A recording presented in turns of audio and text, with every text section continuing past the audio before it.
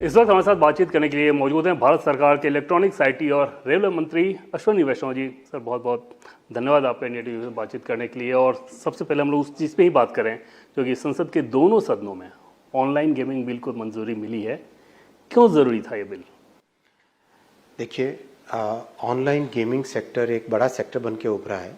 इसके 3 सेगमेंट्स हैं। 3 में से 2 सेगमेंट ऐसे हैं जिसको इस बिल में प्रमोशन किया जाएगा। इस बिल के माध्यम से एक सेक्टर ऐसा है जिसके नेगेटिव इम्पैक्ट्स है सोसाइटी पे, उसको रेगुलेट किया गया है, उसके ऊपर एक अंकुश लगाया गया है।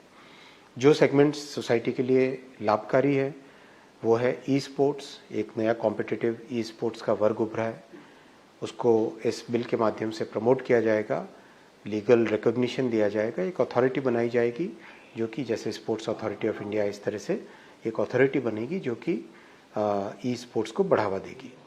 दूसरा है ऑनलाइन सोशल गेम्स, जो कि हम सब अपने जीवन में कई बार खेलते हैं, जैसे सुडोकू खेलते हैं, जैसे चेस खेलते हैं। तो ये जीवन में एक रिक्रिएशनल माध्यम भी है, एजुकेशन का भी माध्यम है, उसमें उसको भी प्रमोट किया जाएगा इस बिल के माध्यम से। तो एक तरीके से 2/3 जो अच्छे हैं उसको प्रमोट करना है, और 1/3 जो कि ऑनलाइन मनी गेम है, जिसके कारण समाज में एक सीरियस प्रॉब्लम उभर के आई है।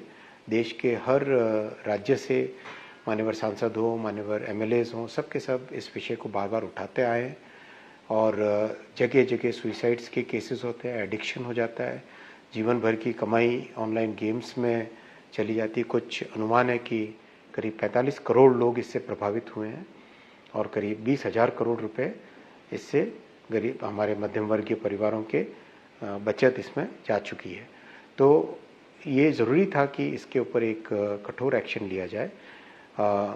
मध्यम वर्गीय परिवारों को बचाना, उनको सहयोग करना, उनको सपोर्ट करना, और अगेंस्ट दैट अगर किसी इंडस्ट्री के एक सेगमेंट का विषय आता है तो इसमें मध्यम वर्ग परिवार और हमारे समाज को समाज में कुरीति को हटाना, उसको ज़्यादा इम्पोर्टेंस दी गई है। जिस गेम की बात है, जैसे कि गेमिंग की बात में पैसे लगा के जो गेम, आम भाषा में इसको समझें तो उसमें यह भी कहा जा रहा है कि भाई जब इतना बड़ा ये था इंडस्ट्री, इसका इतने सारे रोजगार दिए जाते थे, सरकारों को इतना टैक्स मिलता था सरकार को, फिर क्यों इस पे? देखिए, टैक्स अपनी जगह है, लेकिन अगर समाज में कोई नुकसान हो रहा है, हमारे आने वाले पीढ़ियों को अगर नुकसान हो रहा है, नौजवानों को नुकसान हो रहा है, युवाओं को नुकसान हो रहा है, छात्रों को नुकसान हो रहा है, तो उसको बचाना जरूरी है। आमतौर पर सरकारों की प्रवृत्ति रहती है कि कहीं से टैक्स अगर आ रहा हो तो उसमें बहुत ज़्यादा छेड़छाड़ नहीं किया जाए, लेकिन ऐसा लगता है कि नरेंद्र मोदी सरकार उससे थोड़ा उलट है। मोदी जी ने हमेशा ये ध्यान रखा है कि हमारे समाज के हर वर्ग की सेवा हो। मध्यम वर्ग के परिवारों के लिए, जैसे आपको ध्यान होगा, चिट फंड के कारण कितने बड़े प्रॉब्लम्स हुई थी, कई परिवारों ने अपनी ज़िंदगी भर की कमाई खो दी थी, तो उसमें भी कठोर एक्शन लिया गया था। फिर हमारे मध्यम वर्ग के परिवारों ने, मिडिल क्लास फैमिलीज़ ने कई बार बिल्डर्स के चंगुल में आने के कारण भी नुकसान हुआ था, उसमें भी एक स्ट्रिक्ट एक्शन लिया था। मोदी जी ने हमेशा जब भी मध्यम वर्ग और युवाओं को उनका विषय आता है तो उनको ही प्राइमरी इंपॉर्टेंस दी है। आप देखिए ना, 12 लाख रुपए की इनकम टैक्स की सीमा बढ़ाना मध्यम वर्ग के लिए ही किया था मोदी जी ने। तो ये एक कठोर कदम है, लेकिन इस कठोर कदम के पीछे भावना ये है कि हमारे युवाओं को, हमारे छात्रों को, हमारे नौजवानों को इस लत में ना पड़े, इस नशे में ना पड़े, उससे बचाया जाए। जो लोग इस तरह के गेम के प्रमोटर हैं उनकी तरफ से एक नैरेटिव दिया जा रहा है कि हमने तो बहुत सारे लोगों को रोज़गार भी दिया है, इससे वो रोज़गार प्रभावित होगा, स्टार्टअप्स का जो माइंडसेट है उसको चोट पहुंचेगी, इस तरह की। जो गेम मेकर्स हैं, जो क्रिएटिव दुनिया में काम करते हैं और टेक्नोलॉजी और क्रिएटिव के कॉम्बिनेशन एरिया में काम करते हैं, उनके लिए ऑलरेडी गेम मेकर्स के प्रमोशन के लिए already Indian institute of creative technologies खोली गई है, पहली IICT, उनके प्रमोशन के लिए काम होगा। और इस बिल के माध्यम से जो गेम मेकर्स हैं उनके लिए प्रमोशन, उनको सुविधाएं देना, उनको ट्रेनिंग देना, वो प्रावधान इस बिल में है, और वो किए भी जाएंगे। जो अच्छा प्रभाव है सोसाइटी में गेमिंग का, उसको बेनिफिट, उसको आगे बढ़ाना, और जो नेगेटिव इम्पैक्ट है उसको पीछे रखना। जो रेगुलेशन किया जाएगा उसमें मनी गेम वाले जो लोग हैं तो कठोर दंड का प्रावधान रहेगा इस बिल में, ऐसे प्रावधान किए गए? वो किस प्रकार का प्रावधान है? देखिए, जो व्यक्ति खेल रहा है वो विक्टिम है, उसके ऊपर कोई लायबिलिटी नहीं है, लेकिन जो online money gaming service provide कर रहा है, या उसका प्रमोशन करने के लिए एडवर्टीजमेंट कर रहा है, या फिर उसके लिए फाइनेंशियल ट्रांजैक्शंस कर रहा, उन तीनों पे लायबिलिटीज़ है। और बहुत लंबे समय से इस बात को लेकर जाहिर तौर पर सरकार में ये चिंतन चल रहा होगा कि हाँ इस चीज़ को करना है, इसमें रुकावटें क्या क्या आ रही थी, क्योंकि ये बड़ा कदम है सही तो। हर तरह की सोच विचार करके ही पॉलिसी बननी चाहिए। बहुत अच्छे तरीके से सोच के हर पहलू पे ध्यान देने के बाद में पॉलिसी बनी है। कुछ लोग जो इसकी आलोचना कर रहे हैं इस बिल की, उनका ये कहना है कि ये तो राज्यों के अधिकार में आता है, लॉटरी गेमिंग इस तरह की चीज़ें। ऑनलाइन मनी गेमिंग भारत सरकार के इसमें आता है, ऑनलाइन गेमिंग भारत सरकार के रेमिट में ही आता है, संविधान की जो यूनियन लिस्ट है उसमें आता है। इसके बहुत सारे दुष्प्रभाव, बहुत सारी रिपोर्ट भी आई हैं मीडिया में भी, जाहिर तौर पर आप लोगों ने बहुत सारे दुष्प्रभाव देखे होंगे। वो कौन कौन सी चीज़ें ऐसी थी जिससे ये लगा होगा कि नहीं अब तो एक सरकार के लिए हाई टाइम है कि इस पर कानून आना ही चाहिए? अगर आप देखिए, इसके कारण एडिक्शन बहुत बढ़ रहा था, लोगों को फाइनेंशियल लॉस बहुत हो रहा था, फाइनेंशियल फ्रॉड्स भी बहुत हो रहे थे, मनी लॉन्ड्रिंग के भी इंस्टेंसेस सामने आए, टेरर फाइनेंसिंग के इंस्टेंसेस भी सामने आए। वर्ल्ड हेल्थ ऑर्गेनाइजेशन ने इसको गेमिंग डिसऑर्डर के नाम से, इंटरनेशनल क्लासिफिकेशन ऑफ डिजीज़ के तहत इसको गेमिंग डिसऑर्डर का नाम दिया है।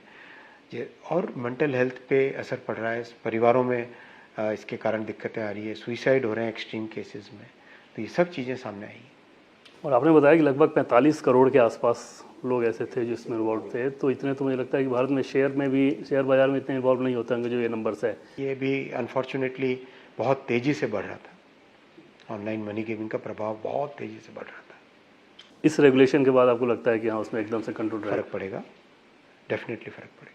जो ई स्पोर्ट्स और सोशल गेमिंग की आपने बात की, तो उसमें बूस्ट कैसे मिलेगा इस नियम में? अथॉरिटी एक बनाएंगे, उस अथॉरिटी के माध्यम से प्रमोशन के स्कीम्स बनेंगे, प्रमोशन के प्रोग्राम्स बनेंगे, और ट्रेनिंग हो, स्किल्स हो, टेक्नोलॉजी हो, उन सब पे ध्यान देंगे। स्किल आधारित अगर कोई गेम है या उससे अगर कोई मॉनेटरी फ़ायदा हो रहा है, कोई प्राइस है, इस तरह की चीज़ें, उस पर प्रतिबंध नहीं रहेगा, लेकिन सीधे सीधे सिर्फ बेटिंग जिसमें होगा उस पर प्रतिबंध रहेगा, ये समझा जाए? डिबेट वो नहीं है, डिबेट ये है कि समाज के लिए हानिकारक क्या है और समाज के लिए हानिकारक क्या नहीं है, उस पर डिबेट है। हाँ, तो लेकिन उसका क्लासिफिकेशन कैसे होगा? क्लासिफिकेशन ऑनलाइन मनी गेमिंग है या ऑनलाइन मनी गेमिंग नहीं है। जब इतना महत्वपूर्ण बिल था जाहिर तौर पे, और देश में इस बात को लेकर हर सेक्शन से चर्चा होती थी, किसी परिवार से बात कीजिए तो इस बात को कहते थे, वैसे में संसद में इस बिल का आना और इतने हंगामे में इस बिल का पास कराना कैसे देखते हैं? देखिए, विपक्ष को डेमोक्रेसी या डेमोक्रेटिक इंस्टीट्यूशंस में कोई विश्वास नहीं है, कॉन्स्टिट्यूशनल इंस्टीट्यूशंस में कोई विश्वास नहीं है। उनको केवल अपना प्लेकार्ड दिखा के वेल में जाना, हल्ला करना, वही उनका स्वभाव बन गया, वही उनकी नीति बन गई है।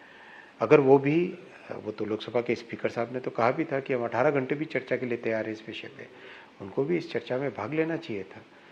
ये समाज के हर वर्ग की समस्या है जिसके ऊपर हर सांसद को बोलने का समय मिलना चाहिए था, लेकिन अनफॉर्चुनेटली विपक्ष इस चीज़ के लिए तैयार नहीं था। एक तर्क ये दिया जा रहा है कि क्यों ना इसको सेलेक्ट कमेटी को भेज दिया गया, इतने आनंद फानन में इस बिल को पास कराने की क्या जरूरत है? ऐसा नहीं है, इसमें बहुत लंबे समय से एंगेजमेंट हुआ इंडस्ट्री के साथ। स्टेक होल्डर्स जिस लेवल पे हैं उस पर लगातार इस पर बातचीत चल रही थी। 3.5 साल से करीब एंगेजमेंट इस पर चल रहा था। तकनीकी तौर पर अड़चन कहाँ आ रही थी कि अगर इस तरह का कानून बनाना है तो जाहिर तौर पर सॉफ्टवेयर क्योंकि इस तरह से इन्वॉल्व है, IT इन्वॉल्व है, तो इसमें तकनीकी तौर पर समस्या नहीं, सब चीज़ों को हर पहलू को सोच समझ के करना चाहिए। जब बड़े फैसले लिए जाते हैं उसमें हर पहलू को सोचा समझा जाता है। ये कहीं में पढ़ रहा था, कुछ लोग ये शिकायत कर रहे हैं कि इसमें तो फिर जो अवैध तरीके से जो इस तरह के गेम चलाते हैं उनको फ़ायदा मिल जाएगा। एनफोर्समेंट के तरीके हैं एनफोर्समेंट के तरीके, और एनफोर्समेंट किया भी जा रहा है। चलिए, तो बहुत बहुत धन्यवाद इस बिल को पास कराने के लिए और देश को ये सौगात देने के लिए। राष्ट्रपति के हस्ताक्षर के साथ ये कानून बन जाएगा। अश्वनी जी, बहुत बहुत धन्यवाद इंडिया की इस बात का। नमस्कार।